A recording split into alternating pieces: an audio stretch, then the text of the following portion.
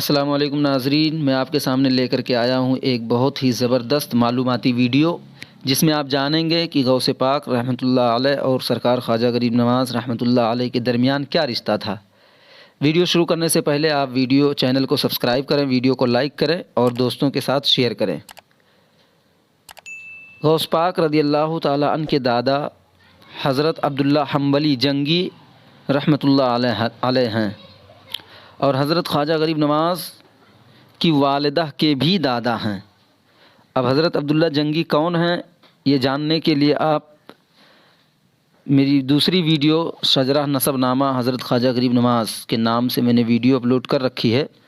اس video کو آپ جا کر کے دیکھیں، ڈسکرپشن میں لنک دے دیا ہے، یا اوپر آئی بٹن پر کلک کر کے آپ دیکھ سکتے ہیں۔ اس میں آپ کو پتہ چل جائے گا کہ خواجہ غریب نواز کا شجرہ نسب نامہ جو ہے وہ کتنے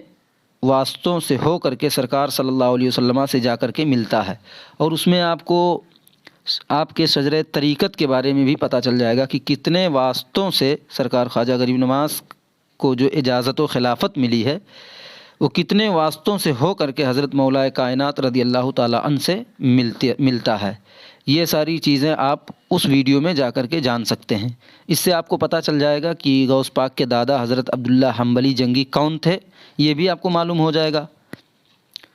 تو سرکار غوث پاک کے دادا حضرت عبداللہ حنبلی اور خواجہ غریب نواز رضی اللہ تعالی عنہ کی والدہ کے دادا ایک ہی لوگ ہیں، یعنی حضرت عبداللہ جنگی ہیں۔ غوث پاک کے والد حضرت ابو صالح موسیٰ جنگی دوست اور خواجہ غریب نواز رضی اللہ تعالی عنہ کے نانا حضرت سید داؤد، یہ دونوں آپس میں بھائی ہیں۔ اس طرح خواجہ غریب نواز رضی اللہ تعالی عنہ کی والدہ